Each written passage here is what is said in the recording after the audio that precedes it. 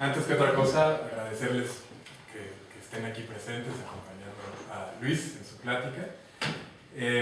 Les platico un poquito de este espacio, ¿no? De cómo funciona y en qué consiste. Nosotros somos un grupo que se llama Tintalic, que tiene ahí el símbolo puesto en la pared. Somos un grupo realmente de distintas profesiones, ¿no? Que nos juntamos quincenalmente a leer una serie de lecturas que varían sobre historia de la religión, procesos evolutivos, su relación con cuestiones culturales, sociales y psicológicas. Y últimamente hemos estado realizando este tipo de eventos de pláticas, más o menos una vez al mes aproximadamente. Y esta vez, bueno, nos acompaña Luis. Cuando nos juntamos, obviamente, todo el tiempo estamos intentando poder generar nuevo contenido, ¿no?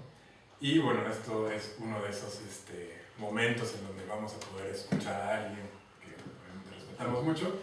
Y les presento un poquito a Luis, ¿no? Que nos va a hablar sobre cómo la comprensión del derecho romano clásico y los géneros literarios en el Nuevo Testamento arrojan luz sobre la forma en la que se configuró el mundo paleocristiano. Luis es maestro en políticas públicas por el ITAM y licenciado en Derecho por la UNAM. Cuenta con diplomado sobre Teoría e Historia de las Religiones por el Instituto de Investigaciones Filológicas de la UNAM, diplomados en Griego y Latín Clásico y en Sagradas Escrituras. Es miembro de la Sociedad Mexicana para el Estudio de Religiones y de la Society for the History of Alchemy and Chemistry. Y también es miembro fundador de Tintalic, que es este grupo que les platico un poquito al inicio.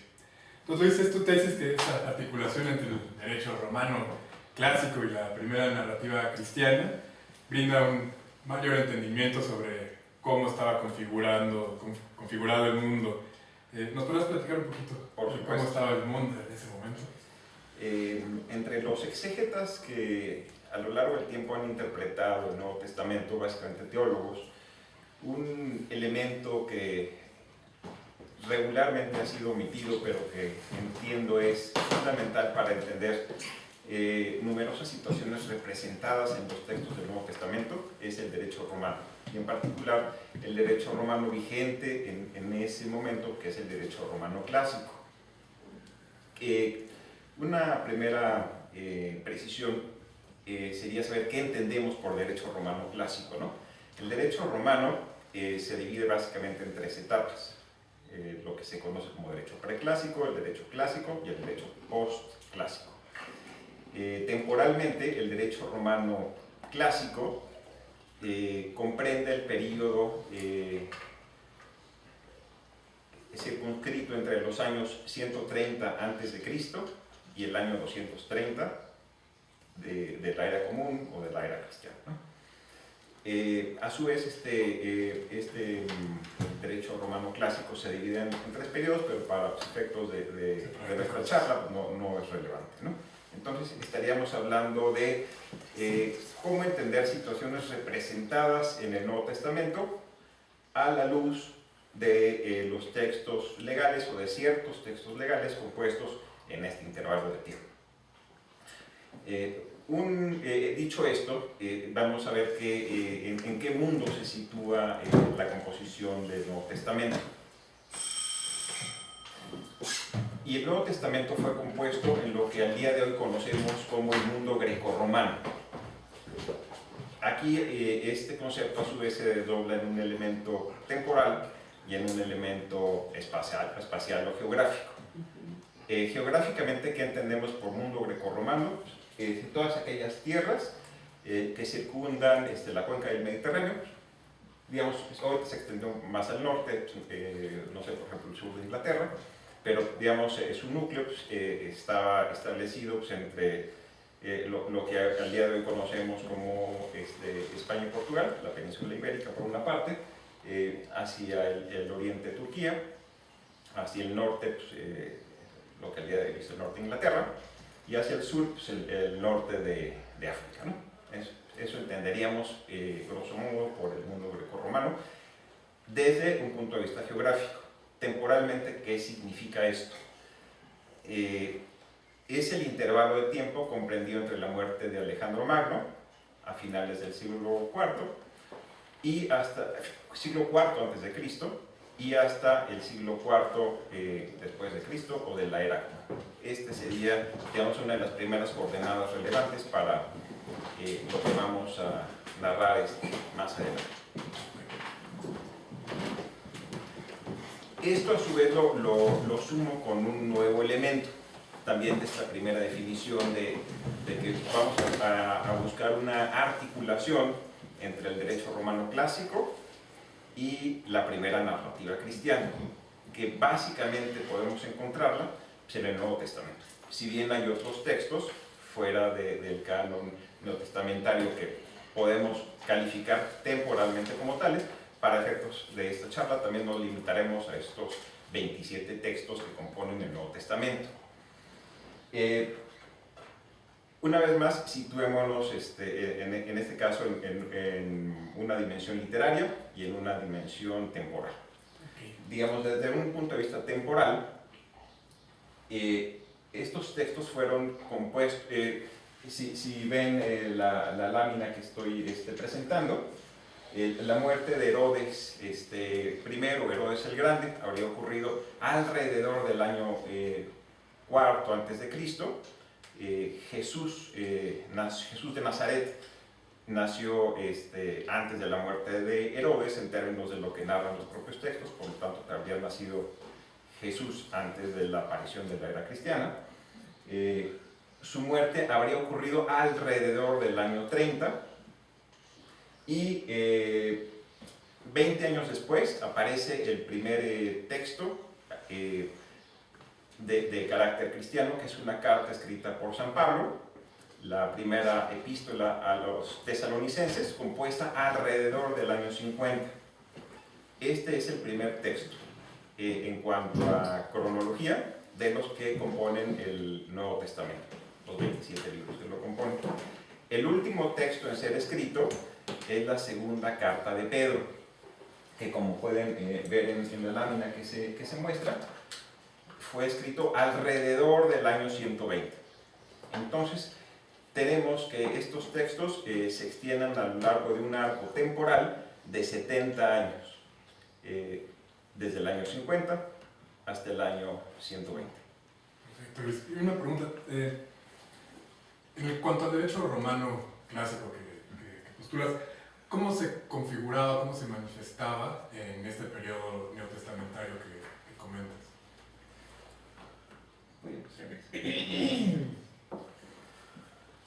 El primer punto que vamos a revisar en conjunto tiene que ver con la jurisdicción criminal, es decir, los procedimientos penales que se seguían en Roma. Antes, hago una pausa en cuanto a que en este tiempo, estamos hablando de los tiempos de Jesús, digamos, el derecho romano tenía básicamente dos sujetos: los ciudadanos y aquellos que no eran ciudadanos, que eran pobladores libres del imperio, pero que no tenían esta calidad de ciudadanos, a los que se llamaba peregrinos.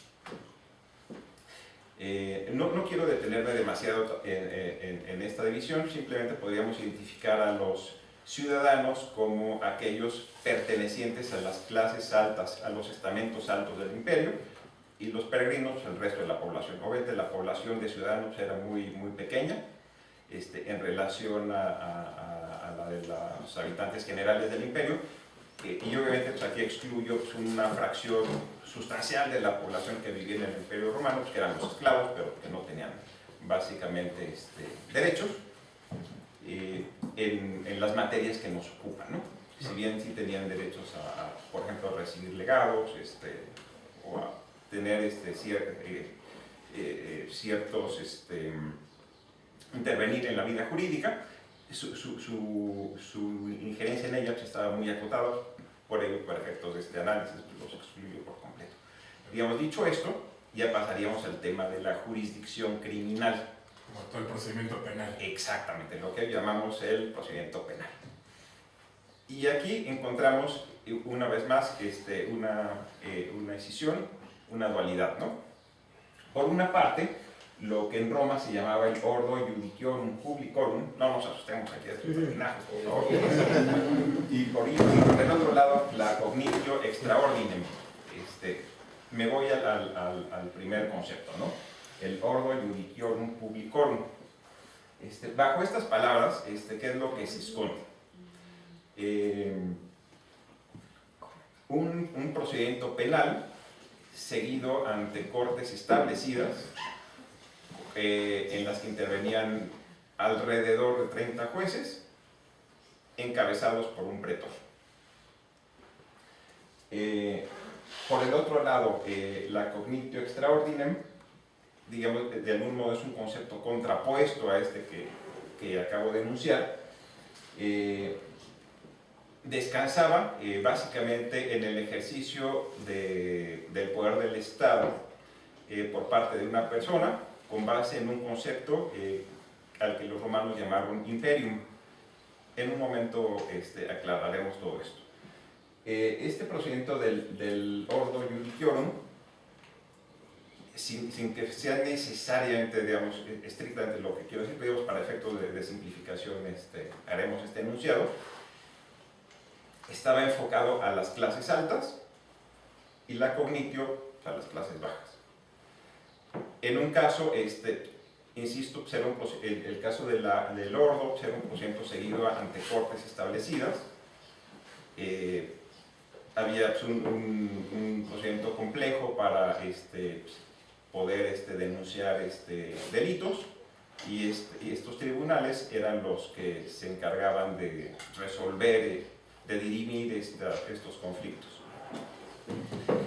No, quiero hacer una pregunta para nada, pero no es diferente a lo que estás diciendo, nada más como para ubicarme y que entienda, porque mi ignorancia es mucha. Entonces, a ver, cuando dices clases altas, ajá, ¿estamos hablando clases altas romanas o clases altas en poder adquisitivo?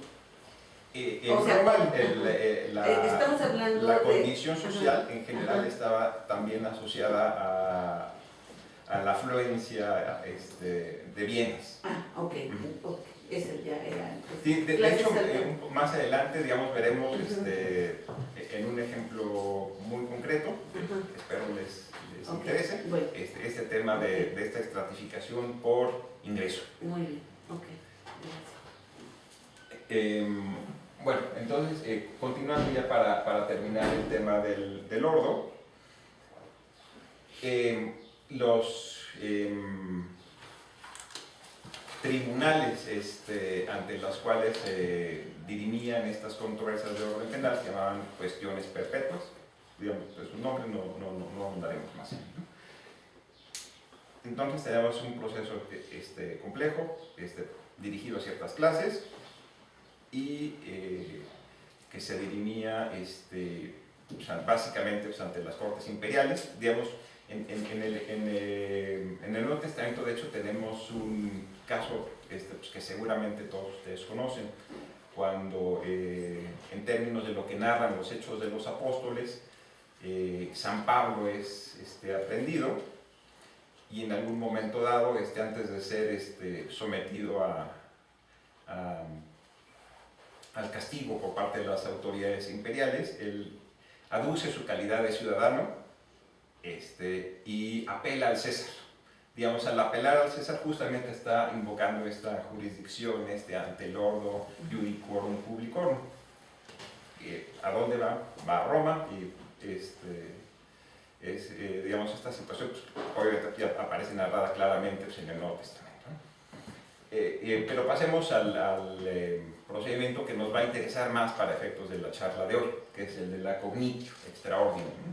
Por ejemplo, es una preguntilla.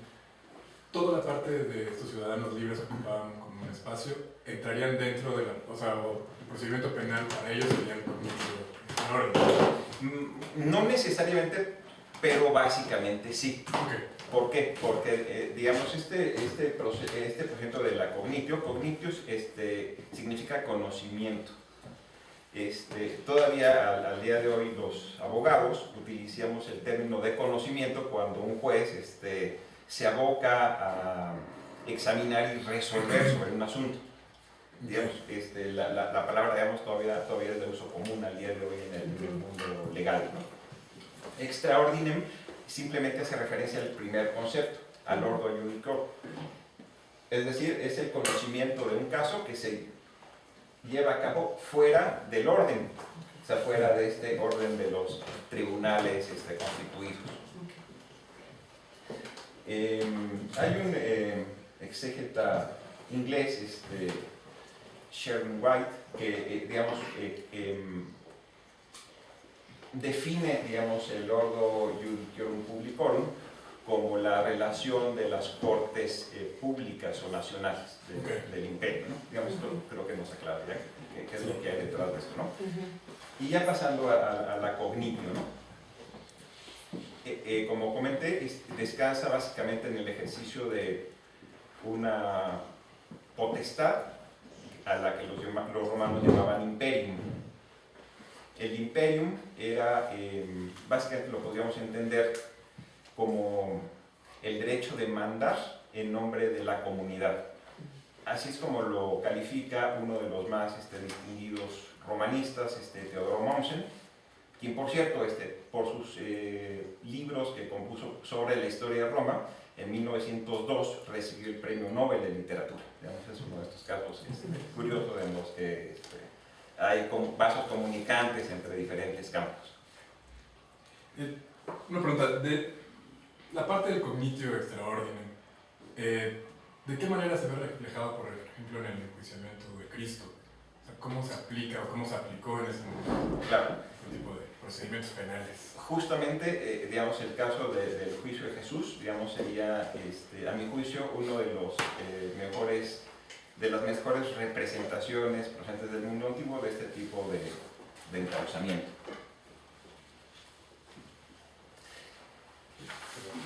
En el Nuevo Testamento, digamos, hay ciertos episodios que solo numerosos siglos de normalización teológica y social nos han permitido darles una calidad que a la luz de lo que podríamos llamar el sentido común tendrían una muy distinta.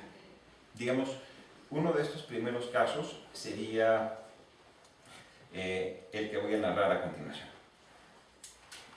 Y le voy a dar lectura muy rápido. Es aquel que se conoce por todos ustedes como la expulsión de los vendedores del templo. Lo que voy a leer procede del Evangelio según San Marcos. Llegan a Jerusalén y entrando en el templo comenzó a echar fuera a los que vendían y a los que compraban en el templo.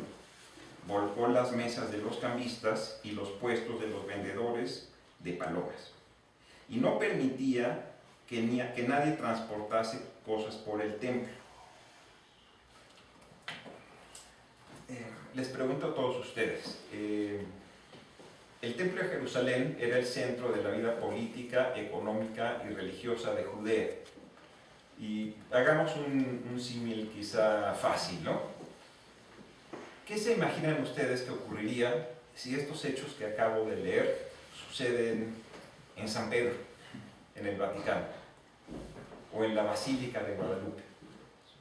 ¿Creen que pudiese, digamos, alguien impunemente irrumpir en el templo, causar una gran perturbación pública y salir sin ileso? Yo creo que no. Yo creo que en el tiempo difícilmente sería entendible, y en el mundo antiguo, en un estado autoritario como el Estado romano, creo que mucho menos. Voy a leer el pasaje paralelo, esta vez procedente del Evangelio de Juan.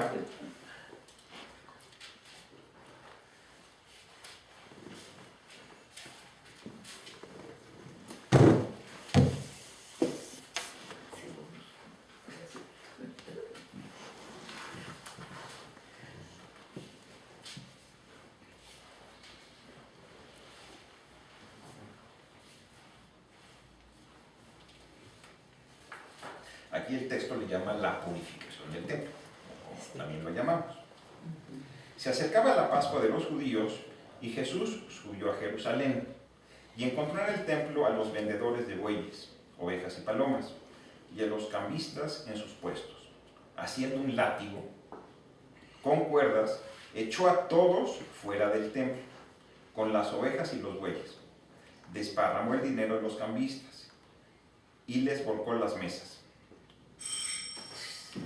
Vaya, creo que solo la normalización impuesta por muchos siglos nos puede hacer ver sin problemas un pasaje de este tipo, ¿no? Pero, digamos, cómo sería entendible que un predicador itinerante como lo era Jesús puede irrumpir en el templo de Jerusalén, provocar un tumulto público, porque vaya, imaginémonos la situación, las palomas volando, los borregos y otros animales corriendo en el patio, el dinero desparramándose en el piso y toda la gente recogiéndolo. Vaya, pues creo que es una situación en aquel tiempo y en el nuestro, en el mejor de los casos, delicada. Bueno, este es un primer punto, ¿no? Otro segundo punto, que solo la normalización provocada por el tiempo lo ha hecho distinto, tiene que ver con la aprehensión de Jesús.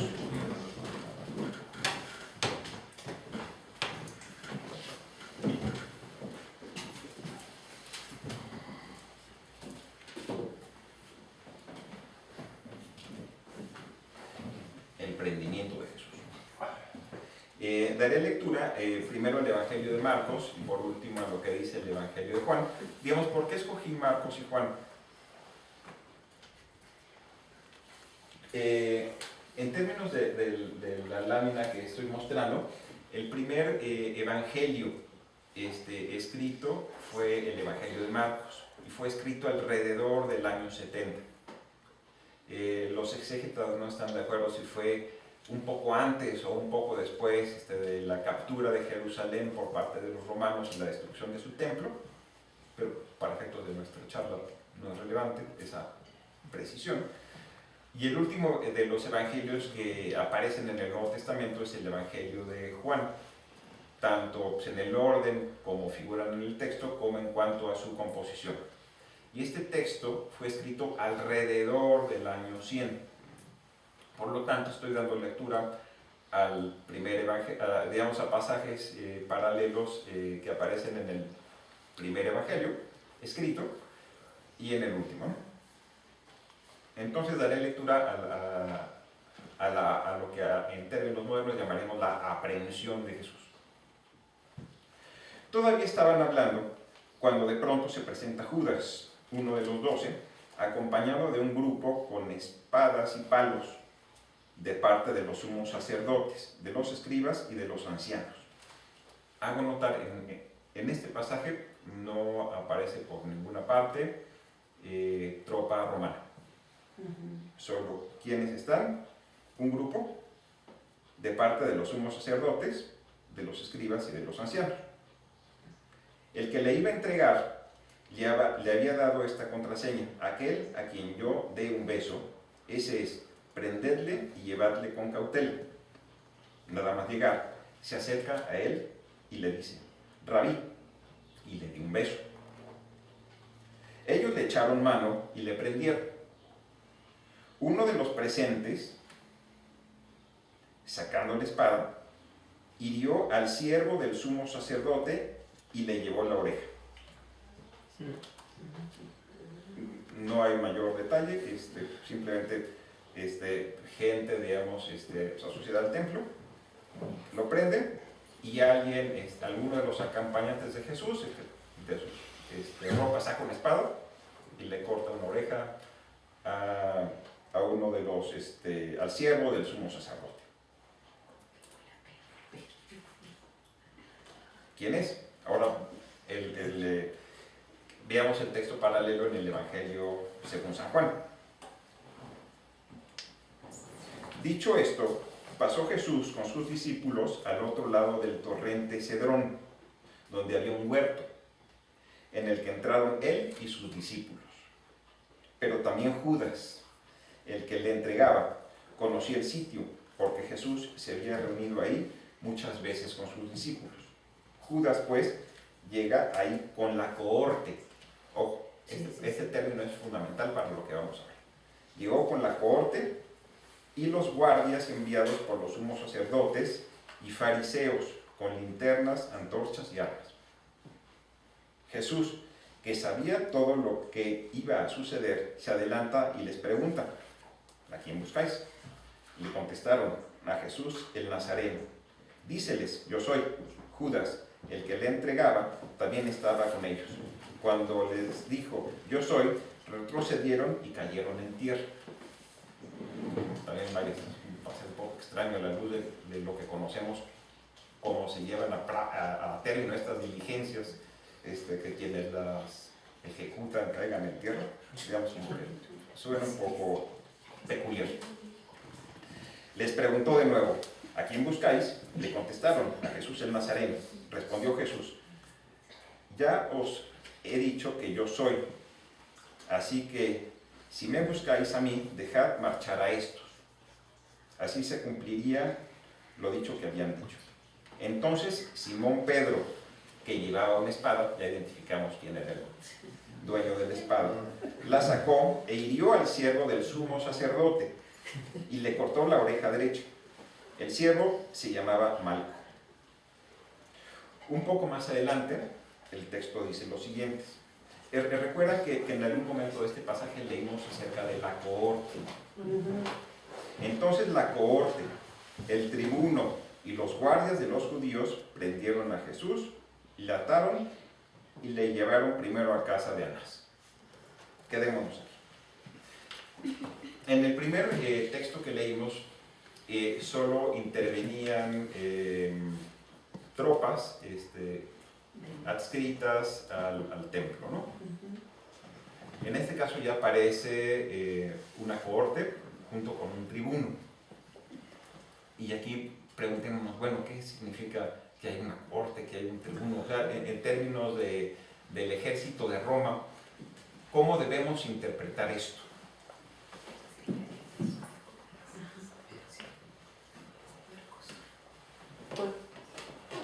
Y está más coherente la primera narración, porque si en un momento dado fue a hacer destrozos al templo, quien según el primero era Marco, el que era la guardia del templo, el que había ido a, ¿cómo se llama?, a apresarlo, ¿no? Entonces como que hay más... Bueno, aquí, digamos, una puntualización.